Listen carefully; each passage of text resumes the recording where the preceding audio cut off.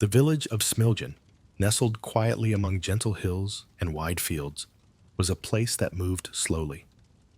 Life there followed the gentle rhythm of seasons, each day arriving softly and leaving with equal calm. It was here, in this unassuming corner of the world, that Nikola Tesla took his first breath, during a soft yet persistent thunderstorm on the 10th of July, 1856. His birth itself seemed quietly significant, marked gently by nature's own electricity dancing across the sky, illuminating dark clouds just briefly enough to see shapes and forms hidden beneath the storm's veil. Later, some would say this moment was symbolic, that Tesla was meant in some quiet way to be a child of storms, of energy, of mysteries, waiting patiently for the right mind to understand them. Nikola was born into a family that moved between gentle simplicity and quiet intensity. His father, Milutin Tesla, was a Serbian Orthodox priest, a man of disciplined faith whose voice carried softly but steadily through their modest home. He was calm, measured, yet firm in his beliefs, quietly guiding his family through prayers and daily rituals that gave structure to their days. His mother, Duka, was different. She was a woman of gentle but remarkable ingenuity, skilled with her hands and endlessly inventive. In her quiet moments, she created intricate tools for household tasks, small machines from wood and metal scraps, humming softly to herself as her creations took shape. Nikola watched closely, captivated, soaking in her quiet genius, her calm focus as she worked. It was from his mother that Tesla first understood the quiet power of imagination, the subtle magic hidden in everyday life, waiting softly to be discovered. Nikola was a quiet child, but inside his gentle silence was a universe of curiosity. Even as a small boy, his eyes searched patiently for patterns in nature, in storms, in rivers and trees. When lightning danced across the sky, he watched with quiet wonder, sensing something profound in the way energy seemed to leap from the clouds to earth. His older brother, Dane, was his first companion, playful yet gentle, encouraging Nikola's quiet exploration of the world around them. Dane was the stronger, more outgoing one, the child their parents quietly hoped Nikola would follow into confidence and strength. Yet Nikola remained quiet, always watchful, always dreaming of things others couldn't quite see. Tragedy arrived softly, almost silently. When Nikola was just 5 years old, Dane passed away suddenly, leaving behind a profound silence that settled deeply into their home, shaping Nikola's earliest memories. From that moment on, a quiet sadness lingered in the corners of their small house, ever present yet unspoken. Nikola grew even more introspective, turning inward, quietly searching within himself for comfort, answers, or perhaps a gentle reassurance from the unseen world he felt so deeply connected to. In solitude, he discovered a sanctuary, a place where he could dream softly of worlds waiting patiently for him to unlock. In childhood, Nikola often found himself alone, wandering gently through the Fuugfifosa, pausing by streams to watch the soft ripples of water, or lying quietly beneath trees to watch the shifting patterns of sunlight filtering softly through leaves. Nature became his quiet teacher, gently sharing secrets he instinctively understood. He developed a sensitivity unlike other children, a delicate awareness of sound and vibration, of subtle movements in the air that others scarcely noticed. Ordinary sounds often felt overwhelming, yet the gentle hum of bees, the soft rustling of grass, or the quiet whisper of wind were profoundly soothing to him. As Nikola grew older, his quiet uniqueness became more apparent. One evening, while petting his beloved cat, he noticed sparks leaping gently from the fur, dancing silently in the darkness. He marveled at this soft electricity, feeling a quiet thrill as he began to glimpse the hidden world of energy that would later define his life. He wondered softly, what secrets lie hidden within these quiet sparks? His parents, though concerned by his solitude, recognized his gentle brilliance. His father quietly hoped Nikola might become a priest, continuing the family tradition. Yet Duca sensed differently.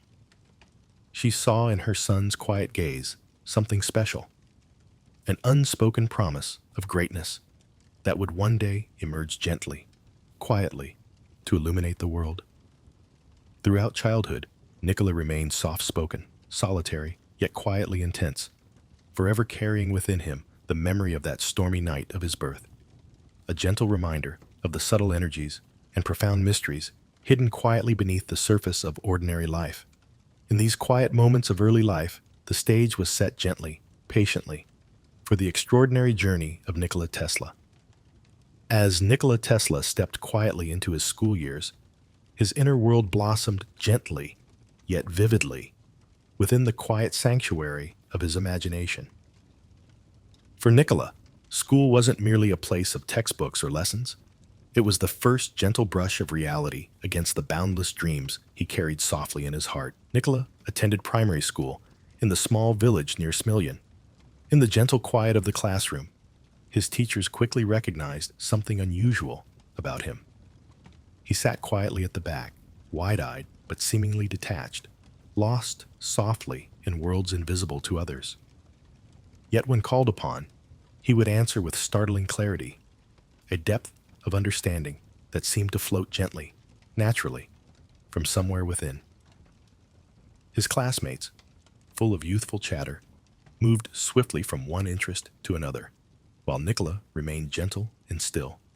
He preferred solitude, quietly escaping into thoughts that drifted softly beyond the classroom windows, toward the gentle whispers of nature outside. At home, Nikola often immersed himself in books. Each evening, under a softly flickering oil lamp, he wandered quietly through pages filled with the mysteries of the universe. He devoured poetry, ancient myths, and stories about great inventors and explorers, absorbing their dreams quietly, weaving them into his own gentle visions. His father often watched him quietly from the doorway, wondering silently about his son's future. Would he, this soft-spoken boy, who seemed to hear whispers no one else noticed, follow the gentle path toward priesthood, or was there something else hidden behind his quiet, thoughtful gaze?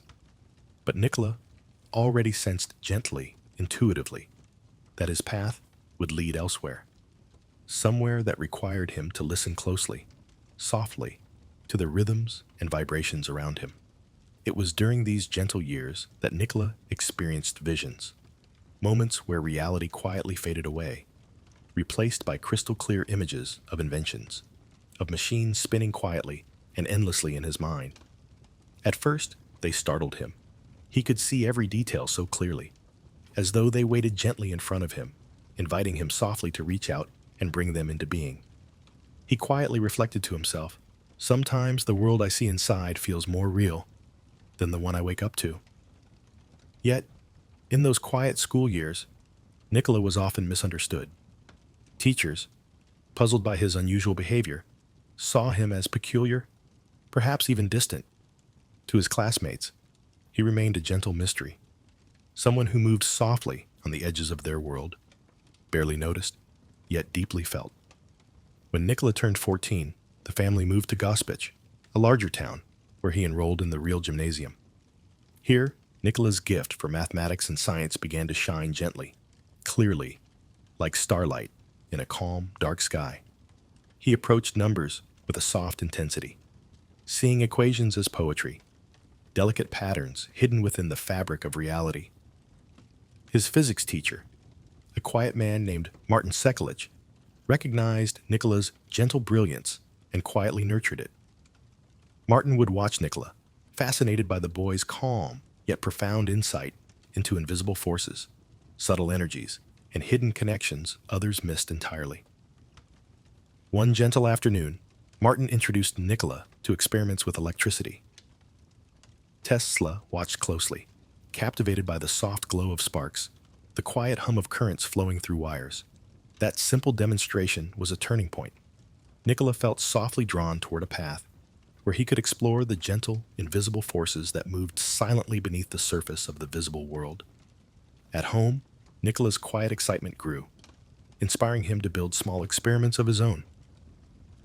Alone in his room, softly lit by candlelight, he constructed delicate devices from scraps of metal, wire, and wood, patiently exploring the gentle mysteries of electricity. Even in these humble beginnings, Nikola's imagination gently soared, envisioning possibilities others hadn't yet dared to dream. Yet with his gentle brilliance came quiet struggles. Nikola's heightened sensitivity meant sounds, lights, and vibrations overwhelmed him easily, often leaving him softly exhausted. The ticking of a clock could become unbearably loud, the flickering of a candle distracting.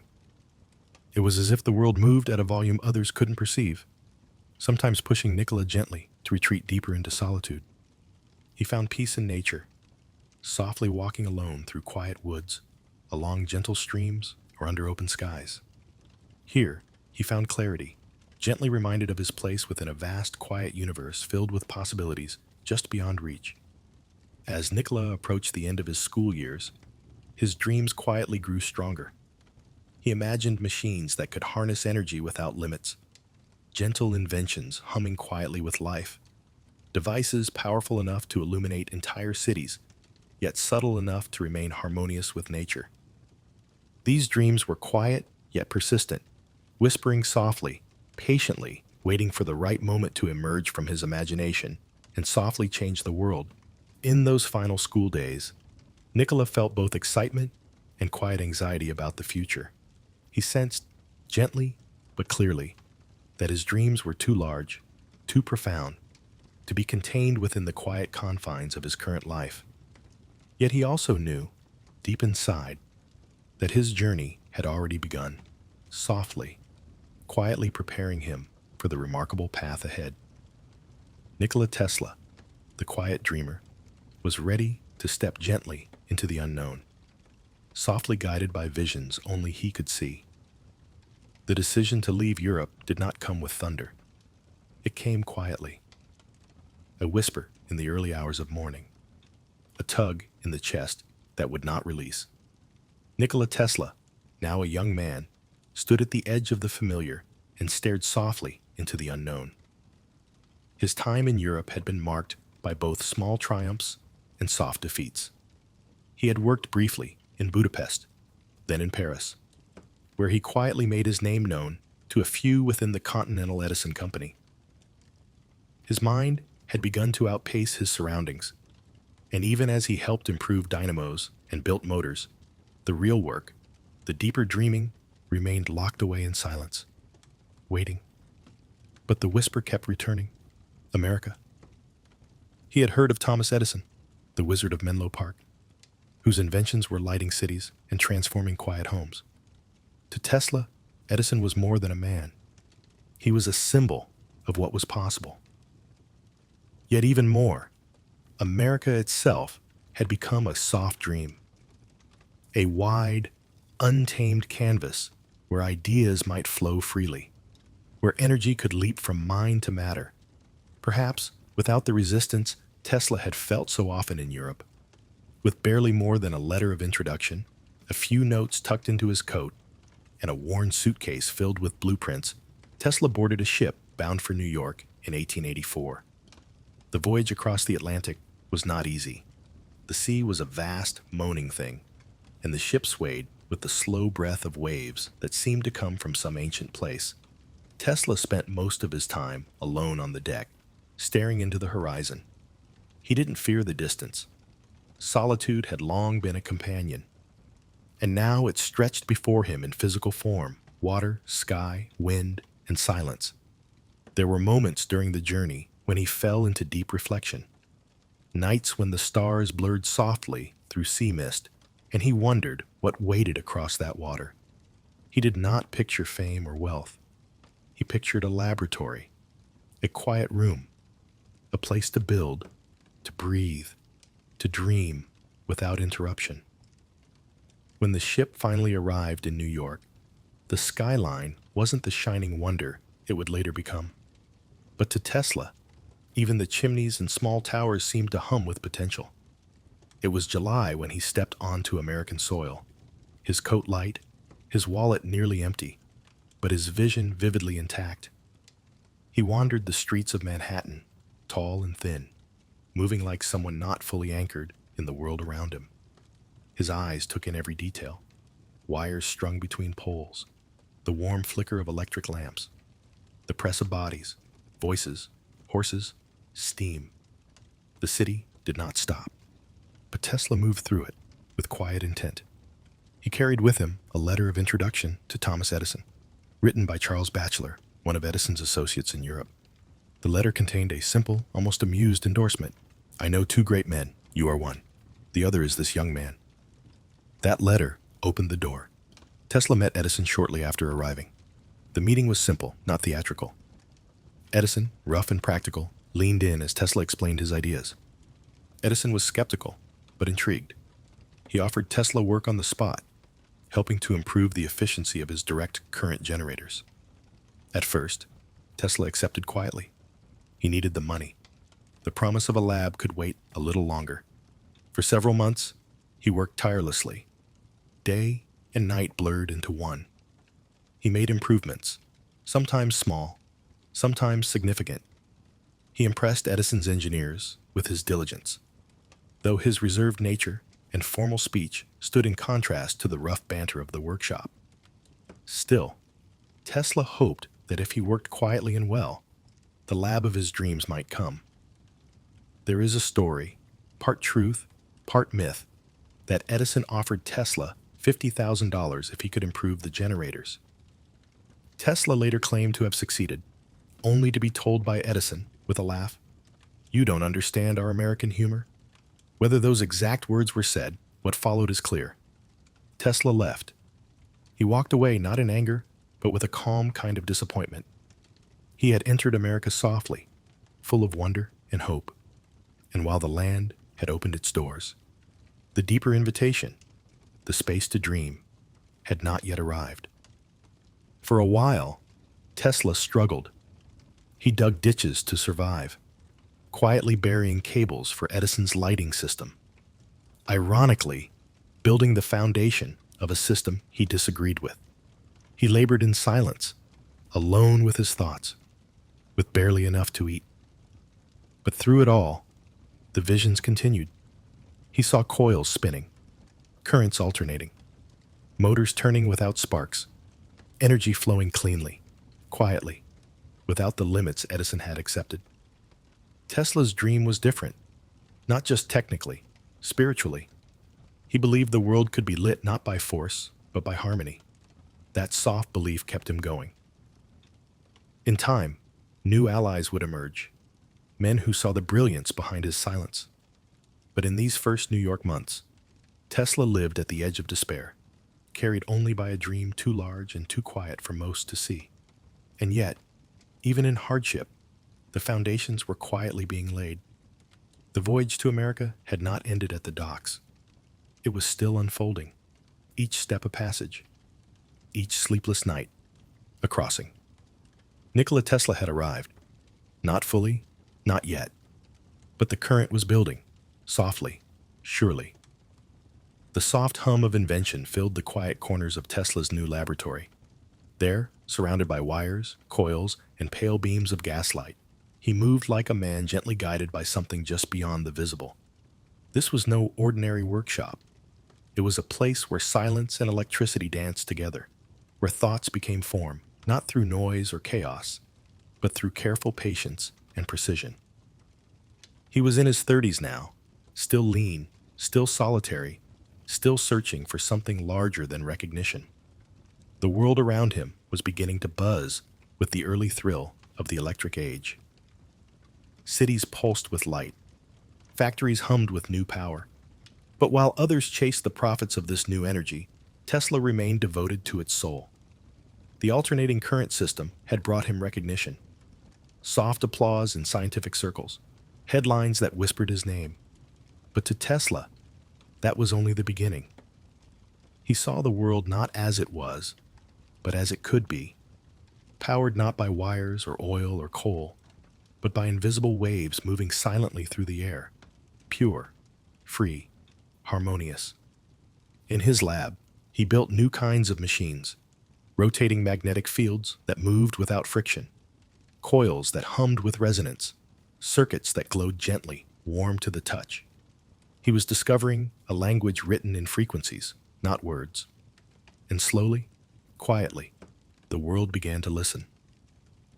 One of his most elegant inventions was the Tesla coil. Simple in form, almost poetic in its design, it was a device capable of generating high-frequency, high-voltage electricity. When activated, it sang with silent sparks, releasing radiant arcs of violet light that danced gently through the air. Observers were often struck dumb by the display, light without flame, sound without touch. Tesla would stand in the center of it, calm, arms outstretched, letting currents pass over him harmlessly, his body lit from within by the invisible power he had summoned. He seemed not afraid, but serene, part scientist, part mystic, wholly absorbed in something deeper than the spectacle itself. But these demonstrations were never for entertainment. They were messages, soft, glowing signals from a man who believed energy should be clean, boundless, and freely given.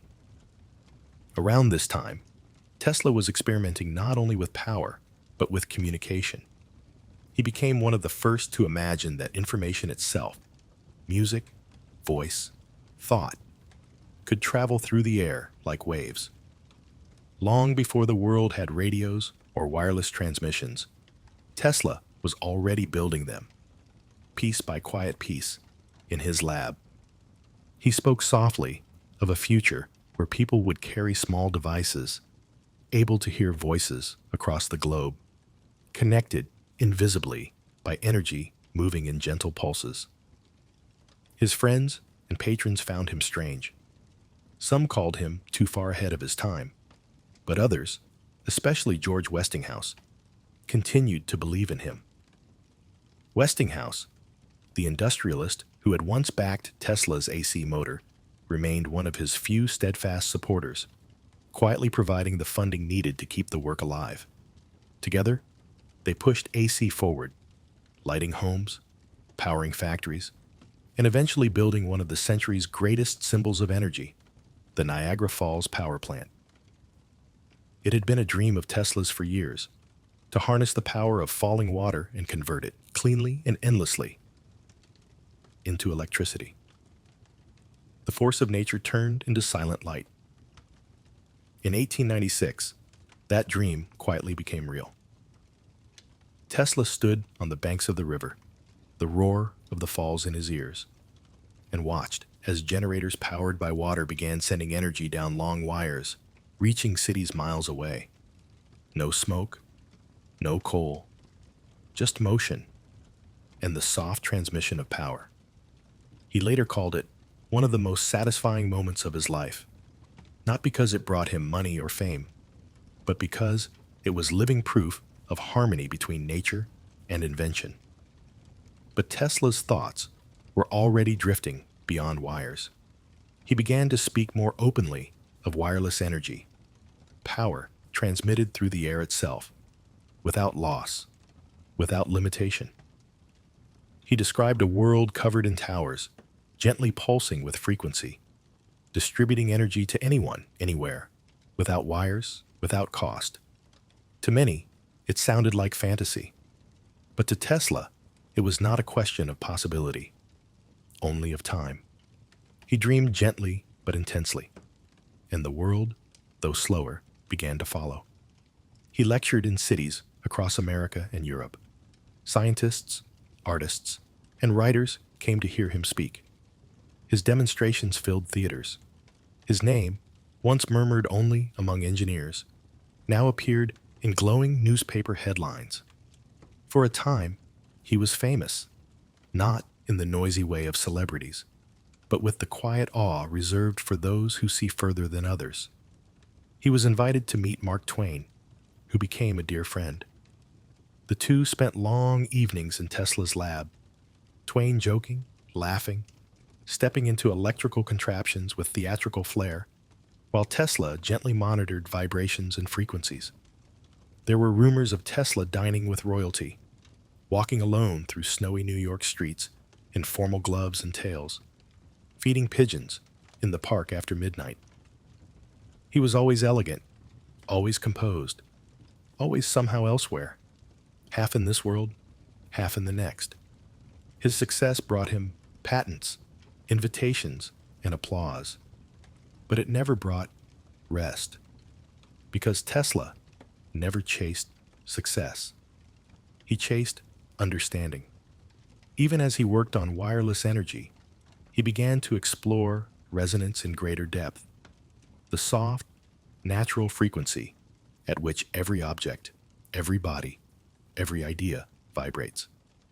He believed, gently but deeply, that if one could tune into these frequencies, anything could be achieved.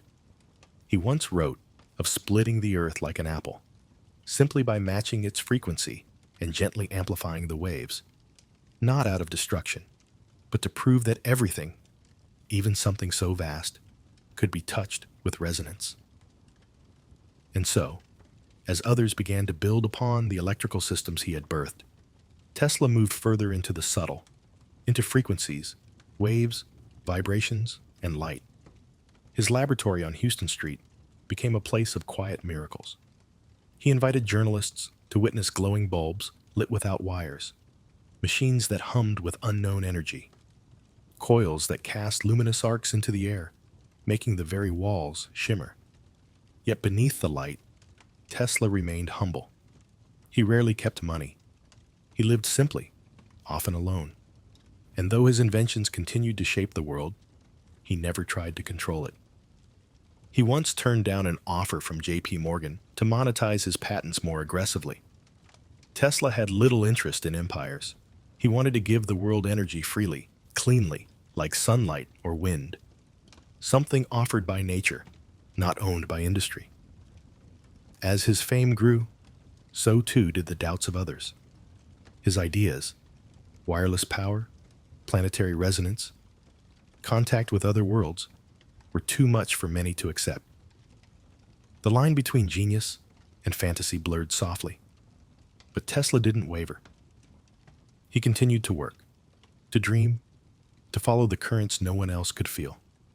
In these years, he truly became a man of light, not just for the electricity he brought into the world, but for the quiet clarity with which he pursued truth. While others looked for fortune in invention, Tesla looked for harmony. He believed the universe had a rhythm, and that invention was not about control, but listening, always listening.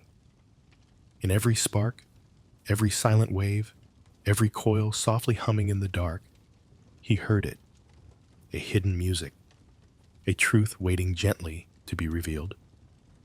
And though the world around him would shift and forget and move on, Tesla remained there, in the silence of his lab, hands outstretched to the invisible.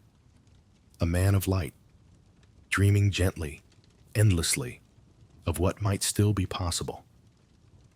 At the height of his fame, Nikola Tesla was a man both known and unknown. His name glowed in headlines, whispered in scientific halls, and sparkled on the tongues of writers and thinkers. He had become, in the eyes of many, the modern Prometheus, a quiet genius who had brought the invisible forces of the universe into light. He gave lectures in grand halls, where audiences sat hushed beneath chandeliers as sparks danced through the air. He wore tailored suits, moved with grace, and held himself like a man who had touched truths too delicate to speak aloud. His inventions powered cities now. Alternating current pulsed through the veins of modern life, and the world, its factories, its lamps, its railways, hummed softly with his legacy. Yet within Tesla, a strange quiet deepened. For all his recognition, for all the hands shaken and honors received, he remained strangely apart. Not lonely, not bitter, but distant, as if his soul still wandered in a place untouched by applause. In his Manhattan laboratory, he worked longer hours than ever. His obsessions grew more subtle, more spiritual. He began to speak more frequently about vibrations and frequencies, not just of machines, but of thought, of life, of the earth itself. He believed every person, every object, every sound had its own natural frequency, and that by learning to resonate with those frequencies, one could move energy without loss, heal the body, perhaps even alter reality itself. To many, these ideas were baffling. Beautiful, yes, but bordering on the unbelievable. Yet Tesla remained serene in his certainty. At night, he walked alone through Bryant Park, feeding pigeons. He spoke to them softly. He learned their habits, their quirks. One white pigeon, in particular, visited him often, perching gently on his windowsill, waiting quietly to be seen. He once said he loved that bird as he would love a human, and that when she grew ill, a light left her eyes, and his. When that pigeon died, something inside me died too. I had seen light in her, pure and steady. She came to me like a dream, and left just the same. Nikola Tesla. These were Tesla's peak years, years when his name still carried weight, when financiers still funded his visions, when invitations still arrived. Yet they were also the years when the shadows began to gather gently behind the light. He became more withdrawn, more protective of his ideas. He feared imitation, betrayal, misunderstanding. He trusted few. He worked alone more often, guarding his blueprints, speaking cryptically about new experiments and unseen breakthroughs. In 1898, he demonstrated a remote-controlled boat in Madison Square Garden. Years before radio control would become widespread, spectators marveled. Some accused him of magic, others of deception. Tesla simply stood beside the machine, his hands gently guiding its movement with invisible signals. He explained that soon, machines would obey commands from afar. Armies might be replaced by automatons. Wars could end without blood. Few believed him, fewer listened. And then, with the dawn of the new century, came the grandest of his dreams, the Wardenclyffe Tower. Tesla envisioned a structure unlike anything the world had seen. A tall, wooden tower, crowned with a copper dome, designed to transmit electricity wirelessly across the globe. Not just messages, not just sound, but pure, usable energy, flowing freely through the earth, accessible to all, as natural as rain or sunlight. He found backing through J.P. Morgan, who offered funding for what he understood to be a communications system. But as Tesla's dream expanded to free energy, to global transmission, their relationship quietly frayed. Morgan, a man of markets and contracts, asked the question Tesla never wished to answer. Where do we put the meter? Tesla had no answer. His dream had no meter, no ownership, no pride. And so, the funds stopped. Construction slowed. Equipment gathered dust. The tower, once radiant with promise, stood silent. Eventually, the project collapsed. Tesla was left not only without a laboratory, but without a home for his largest vision. The newspapers, once celebratory, grew distant. The silence that followed felt heavier than criticism. Tesla, still graceful, still driven, moved into the Hotel Waldorf Astoria. Then later, the Hotel St. Regis. Then the Governor Clinton. Then, eventually, the New Yorker. Always elegantly dressed, always alone. He continued to work, in his mind, if not always in metal. He drafted papers on cosmic rays, on particle beams, on energy drawn from the vacuum of space. Some of his writings grew strange, beautiful, haunting, sometimes unreadable. He spoke of Martians, of thoughts traveling faster than light, of harnessing the very energy of the universe itself. And yet, beneath the more speculative layers, there were always truths, ideas now revisited by modern science, patterns hidden in the folds of his quiet notes. He filed more patents, less often now, and more obscure. He declined interviews. He refused awards. He walked the city streets like a ghost in the world he had helped create. But even in this solitude, He never stopped seeing, never stopped dreaming, never stopped gently reaching toward the next invisible wonder. Some who knew him then said he had become eccentric. Others said he had always been that way. But to those who listened closely, who sat quietly enough to hear the frequency behind his words, he remained the same, a man of harmony, seeking something far more beautiful than profit or praise. For Nikola Tesla, that dream had a name, Wardenclyffe. He had lived long enough to see others take his ideas, refine them, profit from them. He saw industries rise on the foundation of his patents, while he lived alone, often in debt, sometimes forgotten.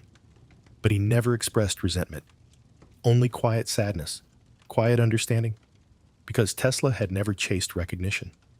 Only the truth, only the deep, steady hum of a universe still waiting to be understood. And in the peak of his life, lit softly by both triumph and shadow, he remained what he had always been, a gentle soul, reaching silently through light and silence, listening always for what others could not yet hear. There is something hauntingly beautiful about a dream too big for its time, something tender in the way it rises, full of hope, only to dissolve softly under the weight of the world. It began not with blueprints or machines, but with a quiet conviction. Tesla had long believed that the earth itself was alive with energy, not in theory, but in physical truth. To him, the ground beneath our feet was not still, not silent, but pulsing softly with frequencies, vibrations, electrical rhythm. A song, waiting to be heard. If he could build the right device, if he could find the perfect point of resonance, energy might no longer be trapped in wires or owned by companies. It might flow freely through the air, through the earth, to every home, every farm, every distant village. Power, not sold, but shared. And so, he began to build, quietly, optimistically. With the help of George Scherf and a small, loyal team of engineers, Tesla acquired land in Shoreham, Long Island, a quiet place where trees swayed in the wind and the sky stretched wide above the Atlantic. There, in 1901, construction began on what would become Wardenclyffe Tower. It rose slowly from the soil, a 187-foot skeletal frame topped with a copper dome. Beneath it lay a network of underground tunnels and coils buried deep into the earth. Tesla designed it not just to send messages, but to send power, electricity drawn from the earth and projected wirelessly across oceans. He spoke softly of global communication, of free power for all nations. He imagined ships sailing across the sea, lit only by invisible currents. He envisioned homes in the desert glowing with light, powered by nothing but the sky. To Tesla, it was more than a tower. It was a gift. But dreams that give too much often struggle in a world built on cost. Tesla had secured funding from J.P. Morgan, $150,000 to begin, but Morgan believed the project was about wireless telegraphy, a new kind of global signal, a business opportunity. When Tesla revealed the full truth, that he planned to transmit power freely, bypassing cables, skipping the meter, Morgan paused, then pulled away. The remaining funds dried up. Other investors grew wary. The press began to whisper of eccentricity, of delusion. And yet Tesla, ever dignified, did not plead. He kept building, quietly, steadily, believing that if he completed the tower, the results would speak louder than doubt. But the silence around him grew deeper. Months passed, then years. Work slowed, materials ran short. Some of his assistants left. But still, every morning, Tesla returned to the site, immaculately dressed, walking the dusty paths between trees and cables, gently adjusting instruments with gloved hands. Locals watched him with a mix of reverence and confusion. There were nights, clear and still, when light could be seen dancing at the tip of the tower, a faint hum in the air, birds resting on the copper dome undisturbed. It felt, to some, like the edge of something sacred. But the world did not stop for beauty. In 1905, the stock market trembled. Morgan's interests turned elsewhere. Tesla, deep in debt, could no longer maintain the site. By 1917, the tower stood silent. Its wooden bones aged, its dome tarnished. Tesla, now living in a modest hotel room in Manhattan, still believed, still spoke of it with soft certainty. But the world had moved on. Then, quietly, the final blow came. The U.S. government, fearing the tower could be used by enemy forces during the war, ordered its demolition. Without ceremony, without warning, the structure was torn down. No great explosion, just silence. Then splintering, then emptiness. Tesla did not attend. He did not watch. He simply sat in his room, beneath flickering light, hands folded in stillness. He said little afterward, only that he had not failed. He had simply run out of time. The world was not ready. That is not failure. The seed is there, sleeping. It will rise again when it is needed. Nikola Tesla. He believed this to the end. And in truth, Wardenclyffe was not only about electricity, it was about harmony, about connection. Tesla imagined a planet linked by resonance, not ownership. A place where energy flowed as music does, not fenced in, but shared, where the earth itself became a conductor, and humanity the instrument. In losing the tower, he lost more than a machine. He lost the place where his dreams touched ground. Afterward, Tesla grew quieter. He walked more slowly, spoke more softly, returned more often to his pigeons, to long hours spent feeding them, watching the sky, listening. The tower remained with him, not in structure, but in spirit. He would speak of it in later years, eyes far away, voice barely above a whisper. To those who listened with patience, there was no bitterness in him. Only a kind of gentle sorrow, a knowing that some visions arrive before their time and must wait quietly in the soul of the world. Wardenclyffe faded from memory. The land was sold, the pieces scattered. But in Tesla's mind, the tower still stood, gleaming, radiant, alive with energy. And in the quiet hearts of those who understood him, it still does. The world continued to turn, fast and loud, but Nikola Tesla moved quietly away from its center.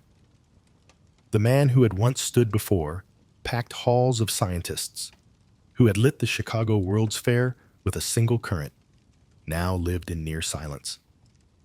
The edges of fame had receded. The applause had faded into memory. And Tesla, still elegant, still precise, found himself gradually withdrawing into a private world, shaped less by invention and more by reflection. By the 1920s, he had taken up residence in a series of hotels across Manhattan. First the Waldorf Astoria, then the Hotel St. Regis, the Pennsylvania, and eventually the New Yorker. Each move marked not a change in preference, but a retreat from comfort as finances slowly dwindled. He lived alone, dined alone, walked alone. He wore gloves, ties, and polished shoes each day, even when there was no one to greet.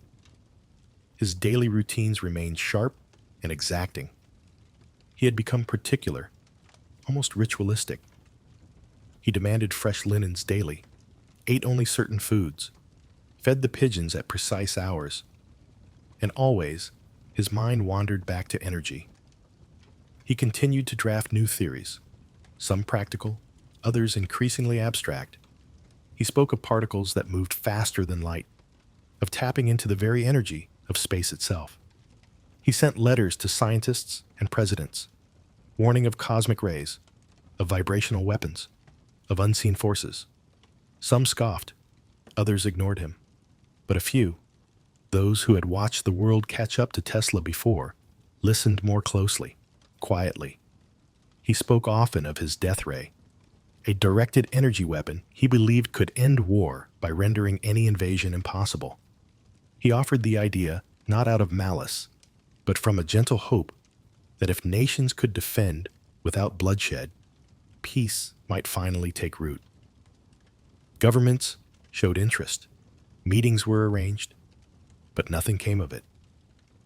His financial state grew more uncertain. Royalties from past patents had mostly expired. Westinghouse, out of respect for what Tesla had once given the world, arranged a modest monthly stipend. Not enough for grandeur, just enough for dignity. Yet Tesla never begged, never complained. He had little use for wealth. His currency had always been vision. Outside his window, the world changed. Skyscrapers rose, radios filled homes. The theories he had once whispered became public marvels. Broadcast signals, remote control, fluorescent lighting. Airplanes crossed oceans. Each of these held some trace of his early work. A line, however faint, drawn from his hands to the machines that now defined modern life. But Tesla did not seek credit, and the world, in its rush toward the future, often forgot to give it. Still, in his heart, he remained the same man who had watched lightning from his childhood window, the same mind that had seen motors turn in perfect silence long before they were ever built. He believed, even now, that there was more to be discovered, truths waiting patiently for a quieter time.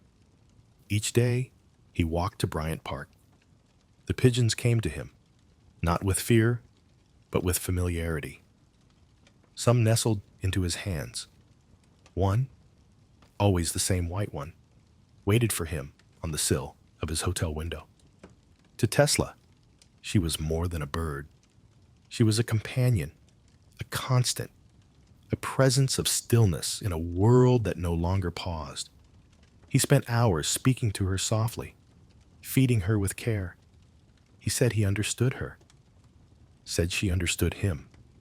When she fell ill, he did everything he could to comfort her, and when she died, he said he saw light leave her eyes, so pure, so brilliant.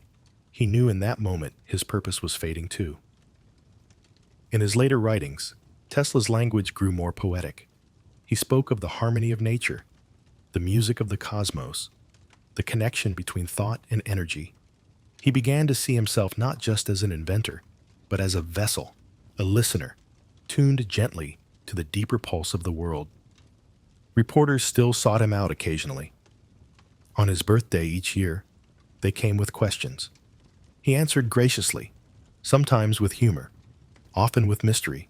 He claimed to have received messages from other planets, said he slept only 2 hours a night, spoke of a future where machines would think and men would travel beyond the stars. People smiled, wrote their articles, and left him alone again. He did not mind. He had long since made peace with solitude. He did not mind. He had long since made peace with solitude. The final years came quietly. There was no scandal, no collapse, no sharp decline. Just a man, growing older in silence, still dreaming, still writing, still believing that the universe held more kindness than cruelty, more wonder than noise. He died alone, in room 3327 of the New Yorker Hotel, on January 7th, 1943. A hotel maid found him the next day, seated peacefully, as if asleep. He was 86 years old. There was no great ceremony, no parade, just a small article, a soft whisper. And yet, in time, the world returned to him. The name Tesla would rise again, gently at first, then brighter. His patents were re-examined, his writings revisited, his life reimagined not as failure, but as foresight. Today, he is remembered not for what he lacked, but for what he gave. Quietly, constantly, without asking. And somewhere, in the still corners of the city he once walked, the pigeons still gather. The air still hums, and perhaps, just beyond hearing, one can still catch the soft echo of a man listening patiently to the invisible. Long after his hands had stilled and the world had stopped listening, the quiet brilliance of Nikola Tesla began to rise again, softly, like light returning at dawn. He had once walked the streets of New York as a forgotten man, his name barely spoken outside scientific circles. But time, with its slow and steady rhythm, has a way of remembering what the present overlooks. Today, the name Tesla shines brighter than ever. It hums softly in electric engines, flickers in labs, dances through classrooms. It moves in the current of every city powered by alternating current. It glows in the orbit of satellites, in wireless transmission, in the quiet hum of a fluorescent bulb. And beyond the machines, his legacy lingers in something deeper, in the way he dreamed, vastly, gently, endlessly, in his belief that energy should be free, that knowledge should be shared, that invention was not a path to wealth, but a gift to humanity. He never sought to dominate. He sought to harmonize. While others looked to control nature, Tesla sought to join its rhythm. He spoke not of conquering, but of listening, not of owning, but of understanding. His inventions were born not from ambition, but from reverence, for the earth, for the sky, for the silent music he believed pulsed beneath it all. In a century driven by force and noise, Tesla moved like a whisper. And now, that whisper has become an echo. Schools carry his name. Statues rise in his honor.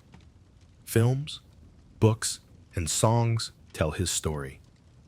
He has become not just a figure of science, but a symbol of quiet persistence, a reminder that the deepest truths are often found in silence, and the most powerful ideas in solitude. There is something deeply comforting in his story. Not just the success, not just the brilliance, but the gentleness. The way he walked toward the future with open hands. The way he fed birds while dreaming of stars. He reminds us that one can be both brilliant and kind, visionary and humble, alone but never bitter.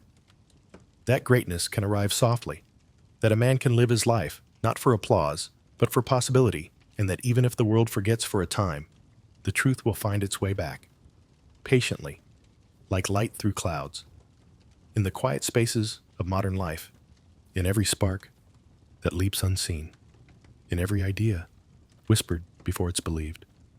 Nikola Tesla is there, not as a ghost, but as a current, moving gently, steadily, forever reaching toward the invisible. Nikola Tesla lived as few have lived, unconcerned with the clock, with applause, with the rise and fall of reputation. His gaze was always elsewhere, softly scanning the invisible, listening for signals others could not hear. He gave us light. He gave us movement. He gave us the very currents that flow gently through our cities, through our devices, through the air itself. But more than all that, he gave us an example of how to listen deeply, of how to stay loyal to the dreams within, of how to find harmony in invention and peace in solitude. There's comfort in knowing that such a man once walked among us, feeding pigeons beneath a city sky, lost in thought, quietly loving the world he hoped to improve. He asked for little. He left behind much. And though he died alone, he was never truly forgotten. He was simply waiting, like one of his quiet machines, for the right frequency, the right moment, the right listener. That listener, perhaps, is you. So now, let your mind settle. Let the hum of the day fade. Let the silence grow wide and soft. Tesla's story doesn't end. It pulses on, in the rhythm of every idea still waiting patiently to be seen. Good night, Nikola, and good night to you.